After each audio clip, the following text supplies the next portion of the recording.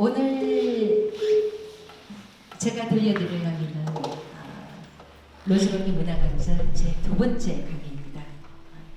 이 이야기는 한국 이야기, 우리 이야기 속에서 나오는 꽃과 여성이라는 주제로 이야기를 이어가고 오늘 송형익 기타리스트 교수님께서 같이 진행을 해주십니다.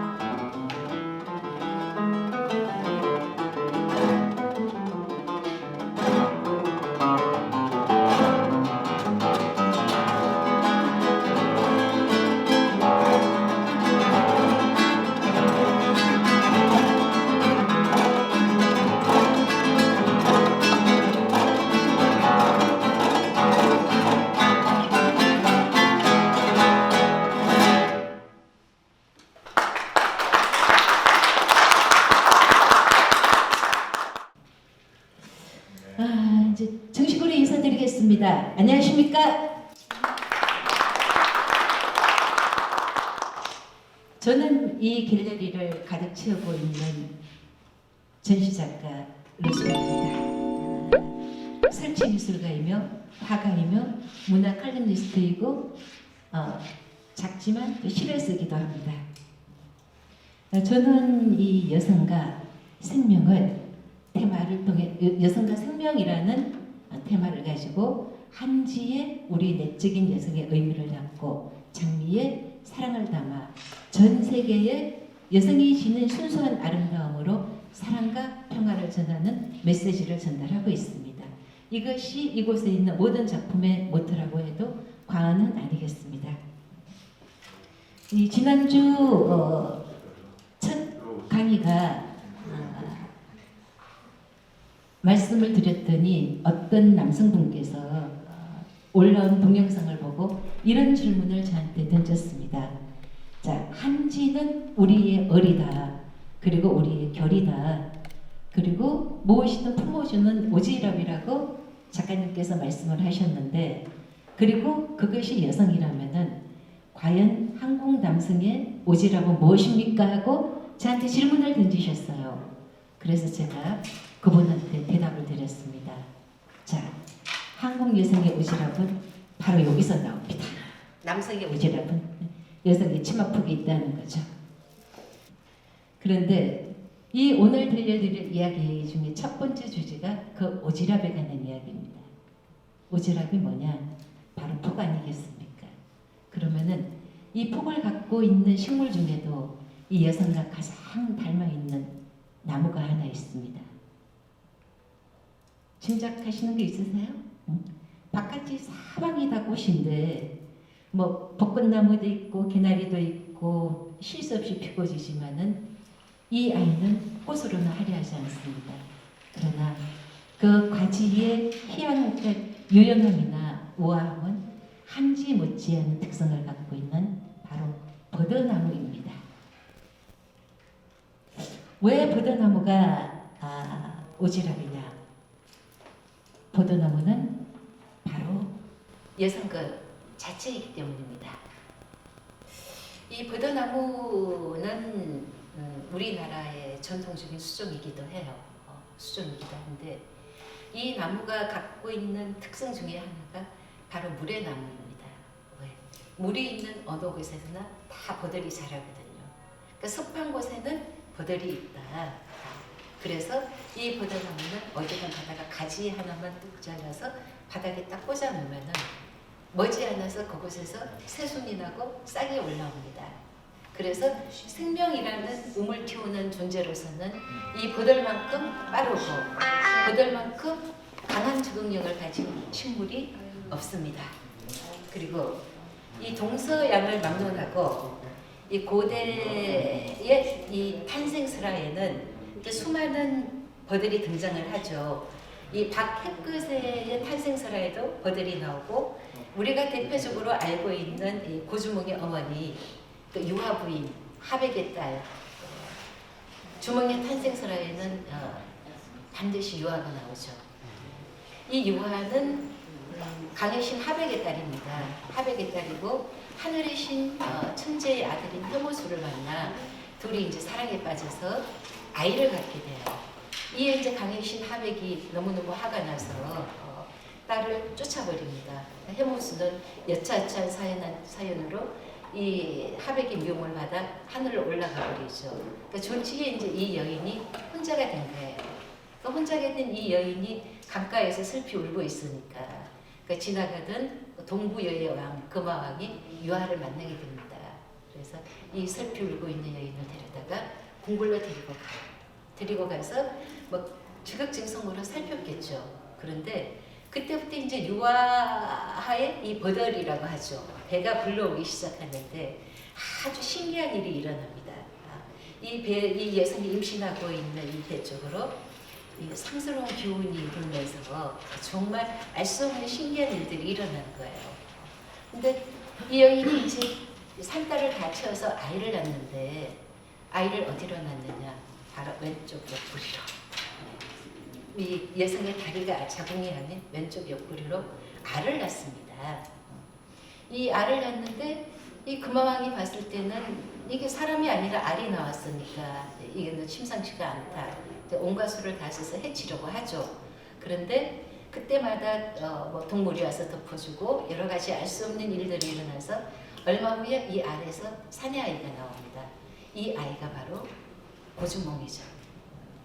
주몽은 이렇게 하백의 손자이나 천재인 혐오수와 강혜신 딸인 이제 유화 사이에서 태어났고 우리가 흔히 알고 있는 고구려를 세운 동명성왕이라고 하는데 우리 박사님 알고 계시지만은 사실은 이것은 우리가 이제 역사적으로 알고 있는 사실하고 그 동명성왕과 이 주몽은 다르다는 설이 지금 많이 있습니다. 그러나 이것은 오늘 들려드리는 이야기는 이 정설이 아닌, 그러니까 설화, 가지고 제가 얘기를 하는 것이기 때문에 다만 하나의 이야기로서 들어주시고 즐겨주셨으니까 어떤 논리적으로 이걸 접근하기보다 이야기꾼으로서 재미난 이야기, 여기 이제 이 정설이 갖고 있지 않은 설화 속에 나타난 우리 여성과 꽃에 관한 이야기로 이렇게 들어주시면 좋겠습니다. 재밌는 사실은 아까 제가 잠깐 유화의 배일을 이렇게 지나가는 그 아름다운 빛, 네, 금빛 나는 그 빛을 얘기를 했는데 우리 그리스 로마 신화에도 빛이 나와요. 천하의 바람둥이, 올림피스의 왕, 신들 중의 신, 이 제우스가 종종 빛으로 변해서 여성들을 탐했답니다. 그러면은 이 여성은 자기도 모르는 새 임신을 하게 되고 아버지가 누군지도 모르는 아이를 낳고 보면은 아버지가 제우스더라는 이런 일도 있죠. 근데 우리가 얘기 속에 보면은 우리 이야기 속에 이 버들이 없느냐? 조금 얘기한 것처럼 유아의 버들만 있는 것이 아니라 태조 왕건이나 의사 박문수도 다 버들 속에서 사랑을 나누고 그 여인들을 만나 버더나무 아래에서 버들이 불었던 표수박으로 떠준 물을 마시고 이런 스토리를 가지고 있습니다. 그런데 제가 아까 이제 버들 이야기를 처음 시작했을 때 왜 버들이 여성인가 아까 말씀을 드렸죠. 그것은 바로 버들이 아주 습하다고 말씀을 드렸잖아요. 습하다는 건 뭐냐? 촉촉하다는 겁니다. 무릇 이제 생명이 품어져서 생명이 나오려면은 마르고 건조한 대지에서는 몸이 트거나 새손이 나오지 않습니다. 오직 따뜻한 환경과 촉촉한 환경에 그곳에 씨앗이 이제 발화가 돼야지만 싹이 나오는 거죠. 이러다 보니까 이 버들에 관해서는 우리가 은근한 성적인 뉘앙스도 많이 들어 있습니다. 그게 바로 잘 알고 있는 천안상거리 민요. 한번 불러보시라고 그러면 안 부르시겠죠? 이 노래의 가사가 천안상거리 흥, 능수야 보들은 흥, 흰으로 줬구나 흥 하고 하는데 듣다가 보면은 아주 은근한 성적인 뉘앙스가 같이 들어가 있습니다. 여기에 오는 즐거움, 쾌감 이런 것들이 이 능수부들 안에 들어가 있죠. 근데 그들뿐만 아니라 본디에 이제 이 이유 없이 특별할 것도 없는 노래가 생명력을 갖고 있는 것은 대체적으로 이 성적인 거, 이성을 상징하는 것 이런 것들이 같이 들어가 있습니다. 그러니까 다른 나라이긴 하지만 예를 들어서 이제 영국의 런던 달이 떨어진다, 우리 아가씨였잖아. 런던 달이 떨어진다, 우리 아가씨였잖아. 이게 이제 이 달이라는 그 뉘앙스를 넣고 떨어진다, 맞는다 하는 이런 것들이 같이 들어가 있죠.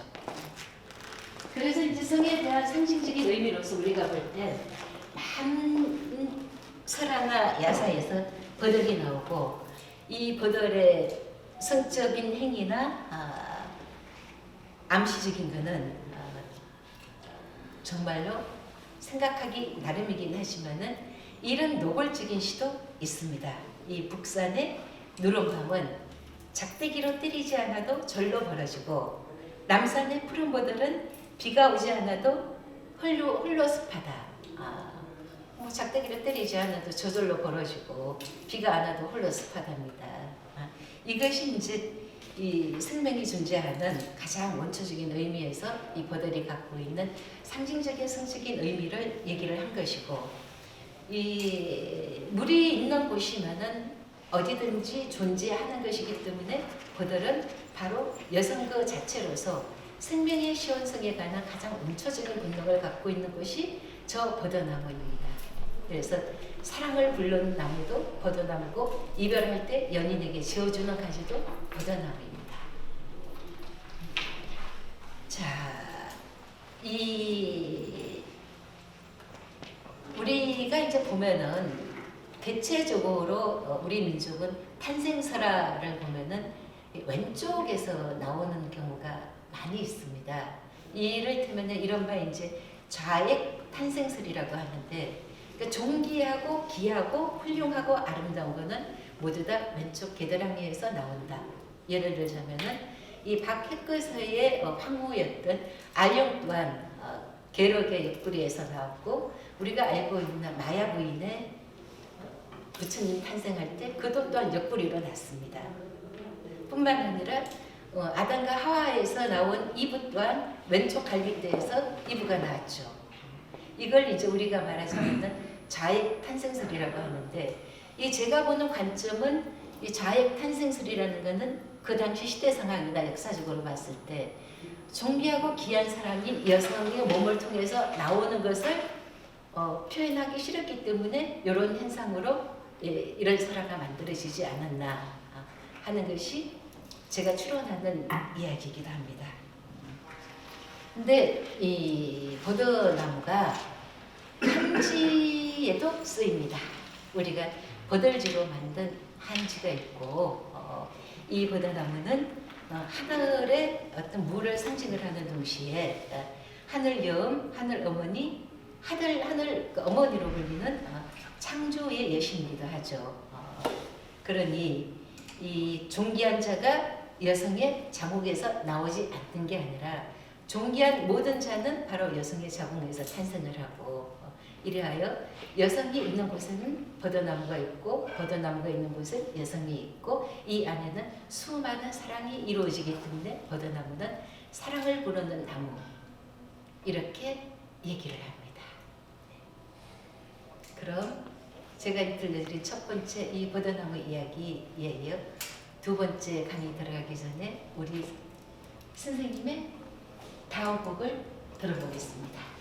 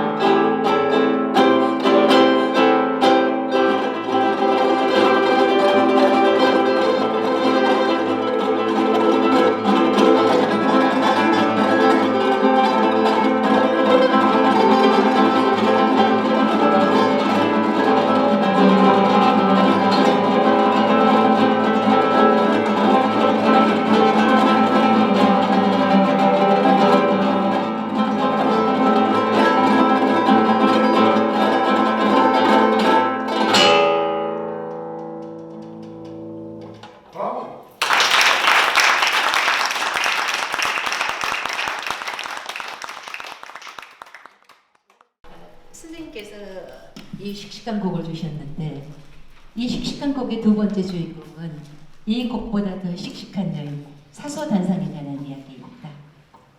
사소가 혹시 누구인지 알고 계시나요? 아시나요, 교수님? 모르시나요? 그럼 제가 얘기하기 편합니다.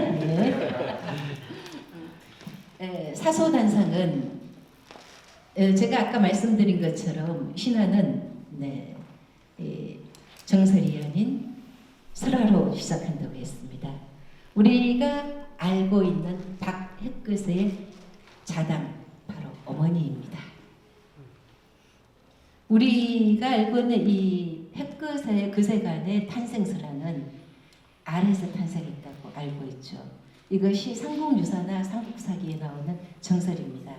그러나 실은 이제 두 가지의 이설이 햇끝에 대한 탄생의 이유로 존재를 합니다.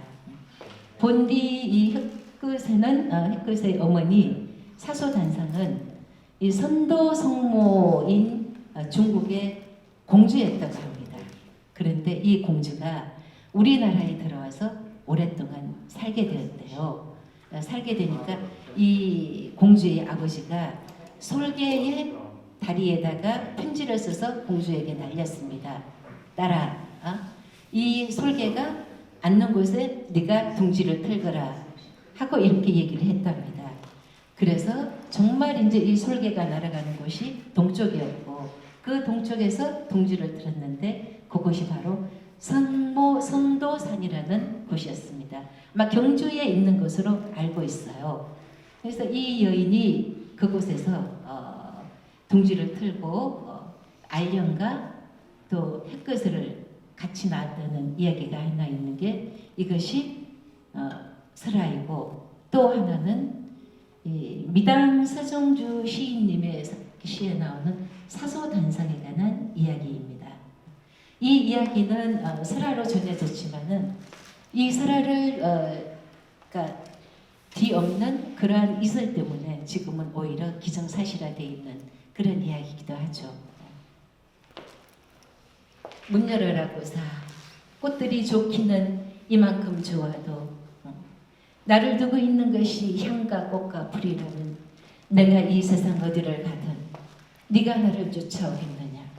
문 열어라고사 이 국빈의 찬란한 세상 네가 열어주지 않는다면 내 어찌 너를 열겠는가 라는 이런 내용의 시를 미당 선생님이 쓰셨습니다. 그런데 이 세 시 내용에 문을 연다는 것은 바로 여성으로 연다는 다른 세상의 의미이기도 합니다. 문이 어디서 열립니까? 많은 문이 있지만 생명을 탄생시키는 가장 숭고한 자리가 바로 여성의 몸속 여성의 문이기 때문입니다. 이 사소단상은 신라의 귀족의 딸이었습니다. 귀족의 딸이었는데 거기 이제 청년하고 사랑에 빠지게 됐어요. 사랑에 빠져서 처녀의 몸으로 임신을 하니까 집안에서 가문의 수치라 여기고 이 처녀를 산속으로 내쫓았습니다. 그럼 이 처녀가 산속으로 들어가서 혼자 매사냥을 하고 꽁사냥을 하고 그곳에서 꽃을 키우고 풀을 찾고 나무를 키우면서 약초를 만들어서 사람을 살리는 그 생하는 일을 했습니다. 이게 사소단상이에요. 그러면서 이 사소는 그곳에서 햇그새를 낳습니다. 아들을 하나 몰래 낳아요. 아들을 하나 몰래 낳는데 이 아들을 사생아라고 밝힐 수는 없었기 때문에 그때부터 이제 철저하게 준비를 해서 감춰놓고 모든 교육을 다 시키고 훌륭하고 넘넘하고 아주 씩씩하게 잘 키웁니다. 그래서 이 아들이 9세가 되던 해 9살이 되었는데 신라 육부의 촌장들이 모여서 왕이 될 제목을 구한다는 소문을 들었습니다. 그 소식을 듣고서 이 햇그새를 내려보내죠. 이 아이는 사람이 난 아이가 아닙니다. 하늘에서 내려온 알에서 탄생한 아이입니다. 이런 이제 작업을 하고서 햇그새를 내려보내고 뭐 왕들이 이 촌부들이 봤을 때 정말 황자로서 손색이 없었기 때문에 이 햇그새는 신라의 초대 금국왕이 됐습니다. 왕이 되고 그때서야 이제 이 여인이 등장을 해서 공모가 되죠. 공모가 되어 다시 이제 백성들을 위하고 생하는 그런 일을 해서 이 신라 시대에 지금도 제사를 받는 경주에서 유일한 그 여신인 암신으로 그 초대를 받고 있다고 합니다. 그래서 여성 신령이 돼서 경주에서 받고 있는 아주 지혜롭고 씩씩하고 현명한 여성입니다. 이것이 이제 사소이고 사소는 이미 1000년이 넘는 그 시절에 우리가 그 여성의 이 몸으로서 모든 것을 다 이겨내고 그 꽃과 풀과 나무가 자연과 공생하는 것이죠. 공생의 의미를 갖고서 새 시대에 대한 문을 열었던 여성이기도 합니다. 이거를 보면은 우리가 이제 21세기 이 시점에 이 코로나라는 작은 바이러스 하나에 꼼짝 못하는 게 자연을 등한시했고 왔던 이것이나 결국은 인간이 가야 되는 가장 목적은 자연이 아닌가 하는 이런 걸 사소가 들려주죠. 그런데 이 사소가 이런 여인인데 이 사소에 관한 저가 또 갖고 있는 재미난 일화가 있습니다. 2012년도에 경주에서 국제 팬데이가 열렸습니다. 전 세계의 103개국의 최고의 지성인이 문인들이 경주로 왔었고 그때 저는 한국을 가장 대표하는 변별력 있는 한지 조형 예술가로 선정이 돼서 노벨상 수상자였던 러클레지오 원래 소환가 이런 분들과 함께 전시를 했었습니다. 그러니까 작가로서는 제가 그때 유일하게 초대가 됐어요. 그래서 전시를 하기로 하고 정말 1년을 미친 듯이 준비를 했습니다. 한 2년 준비를 한 것 같아요. 그 준비를 하면서 108점의 크고 작은 작품들을 세팅을 하고 작품을 이제 설치하기 위해서 그때가 9월달이었는데 작품을 싣고서 5톤 트럭 그리고 3톤 트럭 8톤이나 되는 작품을 가지고 108점이면 얼마나 많겠습니까? 경주로 내려가던 중에 저한테 전화가 한 통 왔어요. 거의 다 와가는데 저기 그쪽 전시하기로 한 공간이 4층은 대전시장, 3층은 에밀레 종의 가운데를 본단 경주문화예술의 전당 가운데 3층이었습니다. 근데 요곳에다 절대로 시설공단에서 못을 박지 말라고 작품을 그려야 되면 못을 박아야 되는데 어떤 이 공간에도 이걸 훼손하지 말라 하는 이런 얘기가 들려왔어요. 그러면 이제 저는 그 작품을 갖고 가다가 갑자기 벼락을 맞은 거죠. 아니 이거 어떻게 해? 못을 박아야 작품을 걸고 와이어를 그려도 천장에 구멍을 뚫어야 되는데 갑자기 싣고 내려가는데 하지 마세요 이렇게 되니까 저는 굉장히 당황했어요. 어떡하나 그랬더니 관장님은 저한테 그때 이제 관장님이셨습니다. 전 KBS PD였던 분이죠. 전화를 하셔서 작가님 제가 무조건 책임을 질 테니까 사표를 써도 제가 씁니다. 그 전시해 주세요. 하고 이렇게 말씀을 하셨습니다. 근데 제가 그렇다고 해서 뭐 관장님을 사표 쓰게 할 수는 없잖아요. 근데 그때부터 이제 전쟁을 했죠. 어떻게 전쟁했느냐? 이 에밀리아 종의 가운데를 3일 동안 목수를 불렀습니다. 목공 작업을 다 했죠. 벽에다 전부 가드레일을 한 300평대로 그 공간을 뺑 돌아가면서 가드레일을 쳤습니다. 그리고 저기 있는 천처럼 아마 수백 미터의 흰 천을 가져다가 그 천을 공간을 다 덮었어요. 네, 다 덮고 그리고 나서 위에 아래로 해서 전부 새로 조명 세팅을 다 했습니다. 3일 동안 미친 듯이 그렇게 하니까 정말 이 세상에서 가장 아름다운 공간이 하나 탄생했습니다. 그리고 그곳에 저는 108점의 설치와 평면 조형과 입체 조형 이 작품 설치를 하고 그들이 그 문인들이 한국에 왔을 때 정말 원더풀 브라보 최고의 한국적인 미의 세계적인 방향을 제시해줬다 이런 찬사를 들었습니다.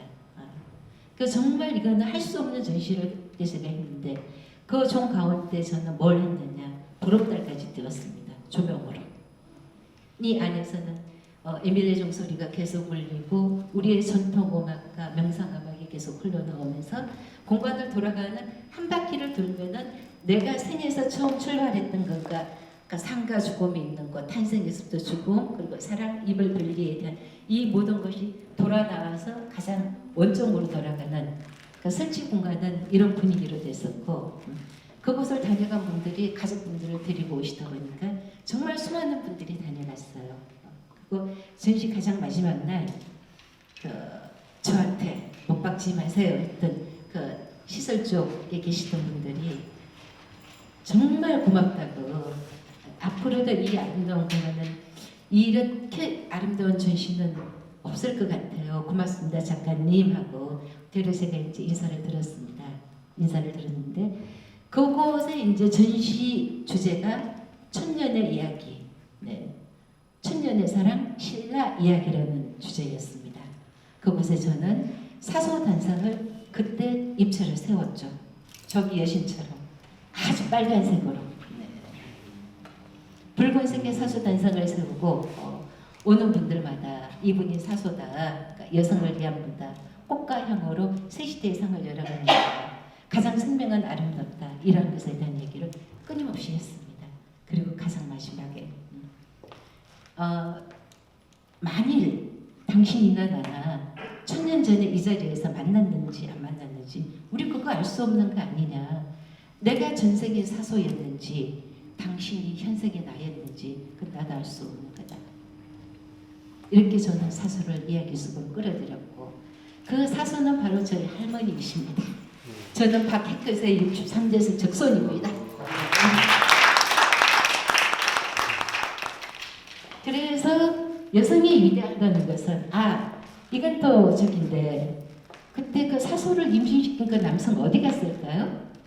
그 귀족 청년은 아니 햇그새를 낳는데 아버지의 존재는 없습니다. 네. 그 또한 사소는 철저하게 비밀을 붙이고 오직 여성의 힘으로 아들을 그렇게 왕위에 올린 그리하여 지금도 여신으로 추앙받는 생명의 여신이 되었습니다.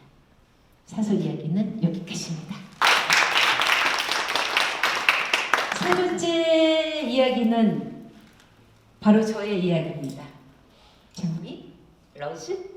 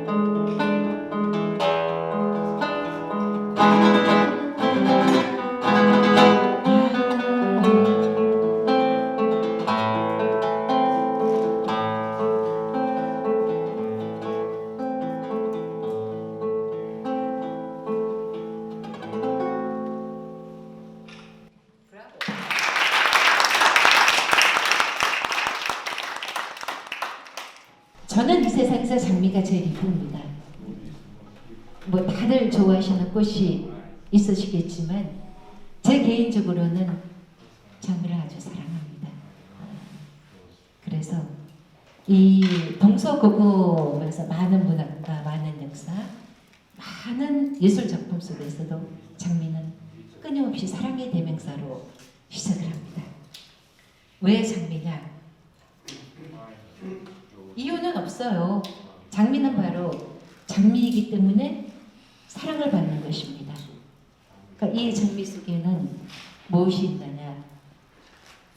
삶이 있고 슬픔이 있고 고통이 있고 가시가 있고 그리고 우리가 전하고자 하는 여성의 그 아름다움이 같이 섬에 있기 때문입니다. 그 작품의 소재로 가져가는 한지가 가장 우리의 정신적인 사유라면 장미는 그것을 대변하는 물질 세계의 한 존재로서 이 세상에 존재하는 것이죠. 그러니까 영과 육, 정신과 영혼은 따로 떨어져 있지 않다고 생각을 합니다. 그럼 그 현실 속에서 장미는 무수한 변화를 통해서 다시 거듭나고 피고 지고를 하고 있지만 과연 우리가 장미를 단순한 꽃만으로 봤을까요? 아닙니다. 저는 장미를 통해서 제가 추구하고 표현하고자 하는 이 세계의 모든 것을 다 표현하고 있습니다. 그런데 어차피 우리가 했던 꽃 이야기라면은 잠깐 우리 장미 이야기 해보겠습니다. 그러니까 이건 매우 형식적이긴 하나 이 세상에는 25,000여 종의 장미가 있었고 지금은 6,000여 종의 장미 그리고 해마다 200종의 장미가 새로 만들어지고 합니다. 생명 탄생의 기결이에요. 그리고 장미는 이 스스로 자생을 할 수 없는 그러니까 꽃이나 나비를 불러들일 수 있는 밀원식물이 아닙니다. 오직 인간에 의해서만 장미는 존속을 하게 돼요. 왜?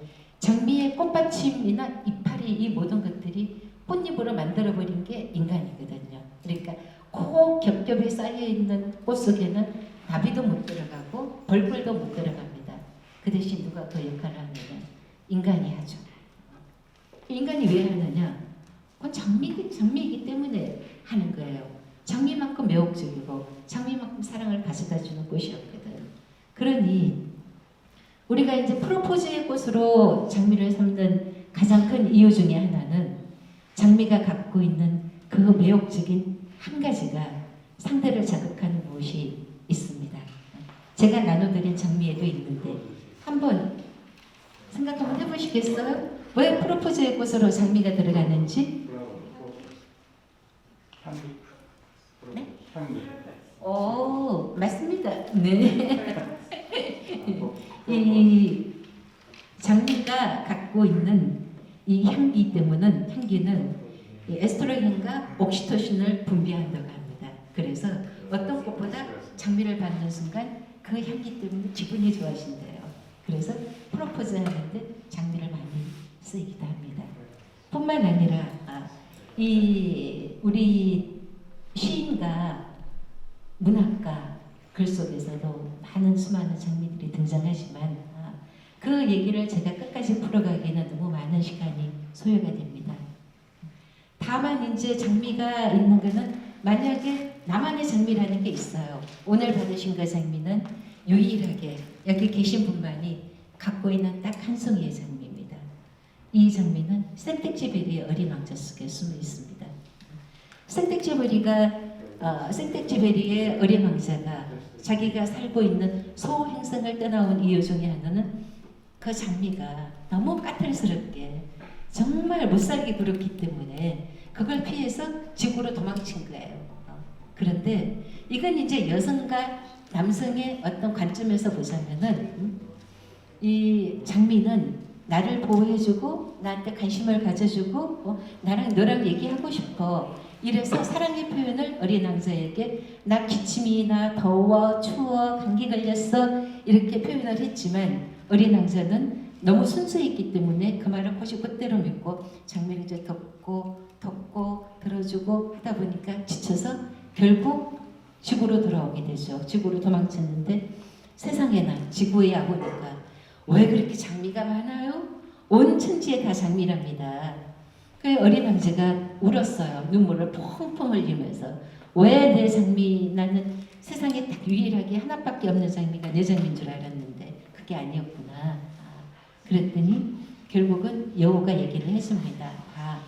그 장미는 너에게 딱 하나밖에 없는 너만의 장미야.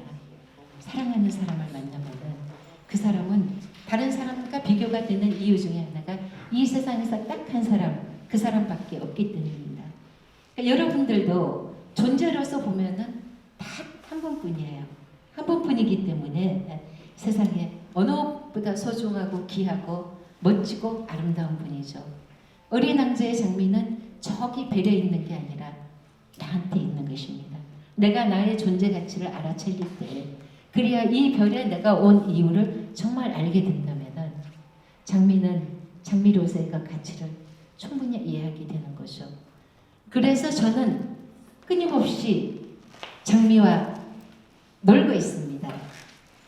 여기 이 여인 보이시죠? 이것은 한지와는 다른 테라코타라는 작품입니다. 그러니까 흙을 거꾸로 조형을 만들고 이걸 불에 구워서 이런 여성을 만들죠. 이 여성은 그러니까 아까 제가 보들 얘기를 잠깐 했지만은 은근히 다 홀라당 벗고 누워있는 나부들입니다. 그런데 뭐 야하거나 그러지 않습니다. 다 만삭이에요. 지금 이제 생명을 갖고 있고 그러니까 금방 탄생을 앞두고 있는 여성들입니다. 그리고 저는 이 여성들의 엄부를 이렇게 다 열어놨습니다. 이 여인도 열려 있고 이 여인도 열려 있습니다. 아주 편안해요. 물론 이 아이도 열려 있습니다. 이건 나중에 알아서 들춰보세요. 왜 제가 이렇게 얘기하느냐? 전 얘기합니다. 봐요. 들어갈 때 사랑의 길이지만 나올 땐 탄생의 길입니다. 성을 부끄러워하지 말고 순수한 의미에서 사랑을 받아들이자는 거죠. 제가 이 작품은 세종대왕 왕자 태실에서 108점을 전시를 했습니다. 이 나무를. 그러니까 성주는 저의 고향이고 그곳에는 생명문화축제가 열리고 있고 생명문화축제가 열리는 그곳은 성주의 세종대왕 왕자 태실이 있습니다. 왕자의 태실은 세종대왕의 18분의 왕자님을 태실에다 모시고 그곳에서 해마다 경복궁에서 태를 싣는 세태의식을 하면서 축제가 시작이 되죠. 그래서 성주는 별상자의 고월주자, 저희 고향은 푸를벽자의 별진자. 그래서 이렇게 반짝이는 여성이 있습니다. 네. 그 자리가 원래 별이설이 맺히는 곳. 우리가 이제 처음 이렇게 여성들이 가임기가 되면은 첫 생리를 하는 걸 어른들은 원유로 이설이 맺힌다고 얘기를 했습니다. 몸에 이설이 맺혔네? 이제 결혼할 나이고 그러니까 너가 수녀가 돼가는구나. 이렇게 해서 이제 혼인 일정을 잡기도 하고 그랬었죠. 그 고향이 별 이슬이 맺히는 것인데 위에서 아래로 내려다 보면은 드론을 띄우거나 위성에서 보면은 그곳이 꼭 여성의 자궁처럼 생겼습니다. 거기다가 세종대왕 왕자 태실은 정말 길지 중에 길지로 소문이 나다 보니 세종대왕이 사신을 보내서 가장 명당을 찾았고 그곳에 이제 18분의 왕자의 태를 모시게 된 거죠. 왕자의 태를 모셨는데 이제 재미있는 일화가 연꽃자대 그러면서 이 여인이 있는 곳이라면은 이곳에 겹겹이 산들이 그러니까 연꽃이 그러니까 향을 펼치듯이 쫙 펼쳐져 있습니다. 그래서 연꽃자대에 이곳에 이제 이 태실이 있고 전국에서 믿거나 말거나입니다만 기가 가장 쓴 곳이고 명당이라고 하죠. 그럼 풍수를 보시는 분들은 반드시 그곳을 다녀갑니다. 그리고 아이를 얻고 싶어하는 분들도 그곳을 다녀가요. 그래서 그때 이제 제가 성주 생명문화축제에 처음 초대를 받아서 왕자 태실을 그쪽 이제 담당 공무원님께서 안내를 해줘서 제가 보러 갔습니다. 태실에 올라갔어요. 소나무가 있습니다. 그런데 제가 딱 올라가니까 믿지 마세요. 소나무가 다 이렇게 손을 번쩍 들었습니다. 이 바람이 휙 불더니 뭐 저만 봤을 수도 있어요. 그 이후로 저는 그곳에서 생명문화축제를 하게 됐고 수많은 이제 생명들을 그러니까 탄생을 시켰죠. 근데 그 조그만 시골에서도 이런 누드나 이 나무들을 그분들은 부끄러워하지 않아요. 할머니들이 더 좋아하세요. 아이고 저거 봐라. 아이고 요거 봐라. 다 이거 한 번씩 다 열어보고 가십니다. 그러니까 108점이니까 생긴 게 다 다르니까 얼마나 재밌었겠어요. 그래서 이제 이 자궁 속에서 생명이 나온다고 그러는데 제가 이제 드리고 싶은 말씀은 우리가 이 자궁은 영어로 옴이라고 하죠. 무덤은 영어로 품이라고 합니다. 알파벳 한자 차이죠. 옴은 우리가 우리말로 옴이 난다, 움싹이 돋는다, 둥글다 이런 의미도 있지만 품도 우리의 은행에서 보면 무덤도 둥글다. 결국은 아이가 세상으로 나오는 이 과정 자체도 나의 하나를 죽이고 새로 나오는 길이에요. 이러다 보니까 우리가 봤을 때 어른들은 죽음과 삶은 옴과 틈은 다르지 않다. 이런 관점으로 본 거죠. 그래서 제 작품에는 끊임없이 생명의 순환이 되어집니다. 이 중심에는 여성이 있고 이 유도지만은 당당하고 부끄럽지 않은 이 여성들이 있고 이 여성들은 장미가 돼서 전 세계에 뭘로 결국 사랑과 아름다움이 세상을 구원하는 것이지 정치와 논리와 전쟁이 구원하는 건 아닙니다. 이 역할을 누가 하느냐? 계획을 해야죠. 계획을 누가 하느냐? 여성들이 하고 이 여성이 뭘 하느냐? 꽃으로 문을 여는 겁니다. 이것이 저의 작품이고 저의 장미세계입니다.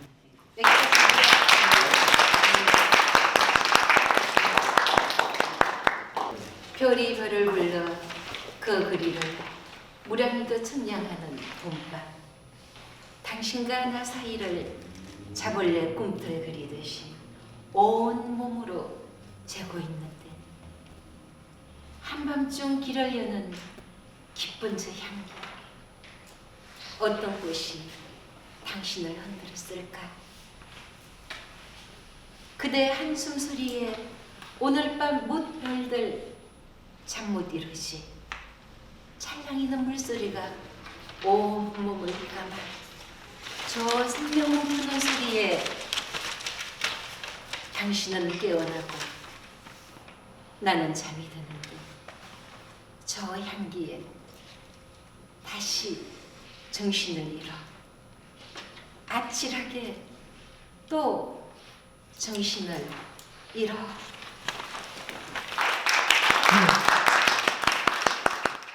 화신이 되어서 이제는 꽃을 짓고 문을 풀어놓아서 세상에 꽃을 심는 이유이며 그의 시와 예술이 아낌없이 걸어가고 있는 중요한 도면이 된다. 지금보다 한 걸음 더 아름답게 나와 당신의 인간다운 삶, 즉 우리의 운명의 아모르 파티를 위해 로즈박은 오늘도 꽃을 심고 또 여러분 이렇게 모시고서 꽃에 관한 이야기를 하는 게 아닌가 싶습니다. 로즈박의 시 한 편을 가지고 저의 읽은 소감을 간단히 말씀드렸습니다. 감사합니다.